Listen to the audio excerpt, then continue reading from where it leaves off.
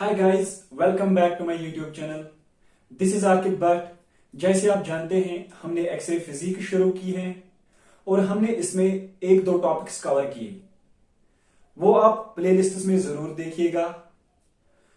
तो आज हम एक नया टॉपिक कवर करेंगे जिसका नाम है प्रॉपर्टीज ऑफ एक्सरेज। आपको याद होगा कि पिछले टॉपिक में हमने डिस्कवरी ऑफ एक्सरेज डिस्कस किया। Now let's get started. देखिए, आपको पता ही है कि जो एक्सरेज हैं, पिछले वीडियो में मैंने बोला कि जो एक्सरेज हैं, X-rays are part of electromagnetic spectrum. जो हमारा इलेक्ट्रोमैग्नेटिक स्पेक्ट्रम है जिसमें different kind of electromagnetic radiations हैं, एक्सरे भी उसी का एक पार्ट है। So we can say that X-ray is an electromagnetic radiation. Clear? Yes. देखिए, हमारे इलेक्ट्रोमैग्नेटिक स्पेक्ट्रम में क्या आता है? डिक्रीजिंग फ्रीक्वेंसी में क्या आता है? सबसे ज्यादा फ्रीक्वेंसी किसकी? Gamma rays, X rays, ultraviolet rays, उसके बाद विजिबल लाइट, उसके बाद इंफ्रारेड लाइट, उसके बाद माइक्रोवेव्स, उसके बाद रेडियो वेव्स। क्लियर? यस। तो एक्सरे भी इसी इलेक्ट्रोमैग्नेटिक स्पेक्ट्रम का एक पार्ट है। So, first point you have to remember that X-ray is an electromagnetic radiation. Yes. देखिए, नंबर सेकंड प्रॉपर्टी क्या है एक्सरेज की? X-rays have wavelength of 0.1 angstroms to 100 angstroms. एक एंगस्ट्रॉम 0.1 नैनोमीटर के बराबर होता है।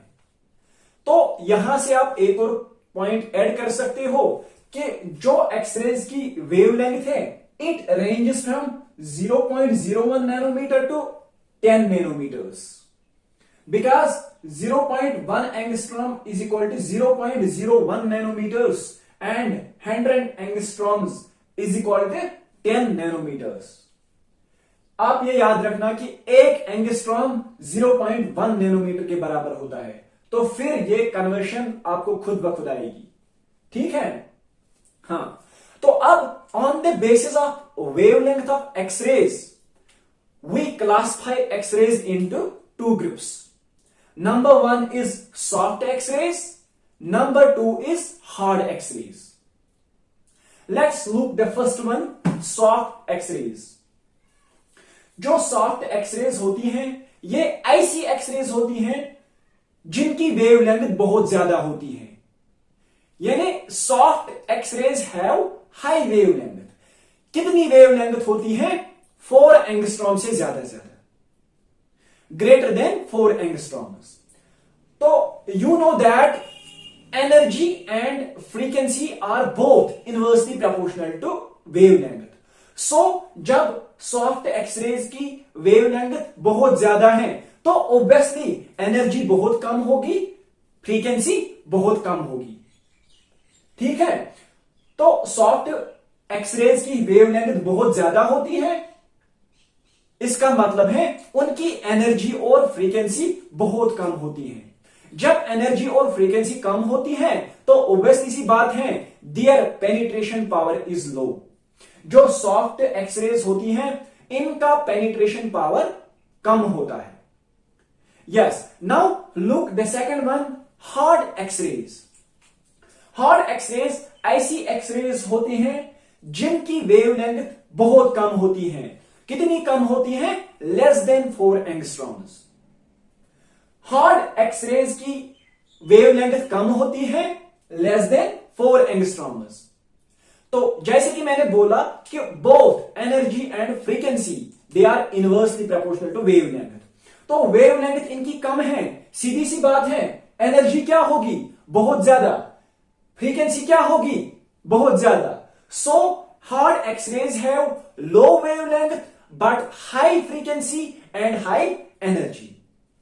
जब इनकी फ्रीक्वेंसी हाई है, जब इनकी एनर्जी हाई है, तो इनका पेनिट्रेशन पावर हाई होता है। So these hard X-rays have high penetration power, and due to this high penetration power, they are used in diagnostic radiology. Clear? This is the second property of X-rays. Now, the third property is that since X-rays are electromagnetic radiations, this means that they do not require any material medium to pass, to travel. X-ray एक electromagnetic radiation है, तो इसको कोई medium नहीं चाहिए travel करने के लिए। तो इसका मतलब यह हुआ कि जब एक्सरेज को मीडियम जरूरत नहीं है तो ये वैक्यूम से भी ट्रैवल कर सकती हैं। This is the third property of X-rays, that they do not require any material medium to travel and they can travel even through vacuum. Clear? Yes. देखिए, एक्सरे क्या है? एक्सरे एक इलेक्ट्रोमैग्नेटिक रेडिएशन है। कल मैंने बोला, पिछले लेक्चर में मैंने बोला कि जो इलेक्ट्रोमैग्नेटिक रेडिएशन होती है ना, जहां से चलती है, जहां से प्रोपेगेट करती है, एक तो मैग्नेटिक फील्ड इसके परपेंडिकुलर में होता है, एक तो इस प्रोपेगेशन के परपेंडिकुलर में मैग्नेटिक फील्ड परपेंडिकुलर होता है और इलेक्ट्रिक फील्ड परपेंडिकुलर होता है। ये तीनों, एक electric field vector, magnetic field vector and propagation of the radiation, they are mutually perpendicular to each other. Similarly, in X-rays, the electric field vector, ऐसे मानो आप, electric field vector, magnetic field vector and direction of propagation, they are mutually perpendicular to each other. Clear? Yes. Now, another property is that the speed of X-rays is equal to the speed of light.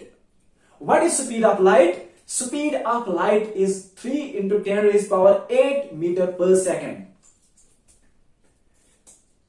3 into 10 raised to the power 8 meter per second. जितनी speed light की होती है उतनी speed X-rays की भी होती है। ठीक है? हाँ, देखिए, another property of X-rays is that the X-rays travel in straight lines. X-rays हमेशा straight lines में ही ट्रेवल करती हैं। इस प्रॉपर्टी को हम क्या बोलते हैं? Rectilinear propagation. It means that X-rays show rectilinear propagation. आपने पढ़ा होगा पिछले क्लासेस में, रेक्टिलिनियर प्रोपेगेशन लाइट की प्रॉपर्टी होती है, because light rays travel in straight lines. यही प्रॉपर्टी एक्सरेज को भी होती है। एक्सरेज भी स्ट्रेट लाइन्स में ट्रैवल करती हैं। इसका मतलब क्या हुआ कि एक्सरेज शो रेक्टिलिनियर प्रोपेगेशन। ठीक है? हाँ, देखिए, अब एक और प्रॉपर्टी क्या है कि जब किसी मीडियम से एक्सरेज हम पास करते हैं तो वो वहां पे क्या करते हैं? वो वहां पे आयन्स प्रोड्यूस करते हैं, positive ions and negative ions. देखिए, मैं दिखाऊंगा। For example, this is matter. जब एक्सरेज इस मैटर पे पड़ते हैं, इस मैटर के साथ इंटरेक्ट करते हैं, तो ये इसमें पॉजिटिव और नेगेटिव आयन्स बनाता है। It results in the form of positive ions and negative ions. This process is called as ionization. So we can say that when X-rays are passed through any matter, they cause ionization. ठीक है? हाँ, देखिए, एक और property X-rays की क्या होती है कि ये जिस मैटर में जाते हैं वहां पे हीट प्रोड्यूस करते हैं। So when X-rays are passed through any matter, they produce heat in that very matter. Clear? Yes. X-ray की एक और प्रॉपर्टी ये भी होती है कि कुछ मटेरियल्स ऐसे होते हैं जब उन पे एक्सरेज पड़ जाते हैं उन मटेरियल्स पे, तो वो क्या करते हैं? वो लाइट इमिट करते हैं। This property is called as fluorescence. मैं ये पॉइंट रिपीट करूंगा। मैंने बोला कि कुछ मटेरियल्स ऐसे होते हैं कि जब उन पे एक्सरेज पड़ जाते हैं तो वो लाइट इमिट करते हैं। This property is called as fluorescence. So X-rays show fluorescence. एक मटेरियल है हमारे पास, उसका नाम है कैल्शियम टंगस्टेट। जब कैल्शियम टंगस्टेट पे एक्सरेज पड़ जाती है ना, कैल्शियम टंगस्टेट लाइट प्रोड्यूस करता है। So we can say that calcium tungstate is a fluorescent material. ठीक है, हाँ, तो ये हमें डिटेल में पढ़ना है इंटेंसिफाइड स्क्रीन्स में आगे जाके इंशाल्लाह। हाँ, तो देखिए अब एक और प्रॉपर्टी एक्सरेज की क्या होती है कि जब एक्सरेज मैटर के साथ इंटरेक्ट करते हैं वो या तो एब्जॉर्ब होते हैं या स्कैटर होते हैं। जब एक्सरेज मैटर में जाते हैं तो या तो वो एब्जॉर्ब होते हैं या वहां पे स्कैटर होते हैं। This property is called as attenuation. तो इन चीजों से ही क्या होता है, इन चीजों से ही उसकी इंटेंसिटी, एक्सरे बीम की इंटेंसिटी कम होती है ना, रिड्यूस होती है ना। सो absorption and scattering, they are collectively called as attenuation. So when x-rays interact with matter they show attenuation. Clear? Yes. देखिए एक और प्रॉपर्टी, एक्सरेज कुछ प्रॉपर्टीज विजिबल लाइट की भी दिखाती हैं। मैंने बोला ना, पहला मैंने बोला रेक्टिलिनियर प्रोपेगेशन। अब हमारी जो विजिबल लाइट है वो दो फिनोमिनाज दिखाते हैं। क्या क्या? Interference and diffraction. एक्सरेज भी इंटरफेरेंस एंड डिफ्रैक्शन दिखाती है। इंटरफेरेंस क्या होता है? देखिए जब दो सिमिलर एनर्जी वाली एक्सरेज ओवरलैप करते हैं तो वहां पे एक रिजल्टेंट एक्सरे मिलती है हमें, या तो इसकी इंटेंसिटी ज्यादा होगी या तो इंटेंसिटी कम होगी। तो उस फिनोमिना को हम क्या बोलते हैं? उस फिनोमिना को हम बोलते हैं इंटरफेरेंस। इंटरफेरेंस का मतलब है कि जब दो सिमिलर एनर्जी वाली एक्सरेज क्या करती हैं? ओवरलैप करती हैं। जो रिजल्टेंट एक्सरे वहां पे मिलता है ना हमें, उसकी इंटेंसिटी या तो ज्यादा होगी या तो कम होगी। तो इस प्रोसेस को हम बोलते हैं interference. X-rays show interference. they can overlap, they can overlap, their intensity may become higher, may become lower. So this process is called as interference. Also x-rays show diffraction.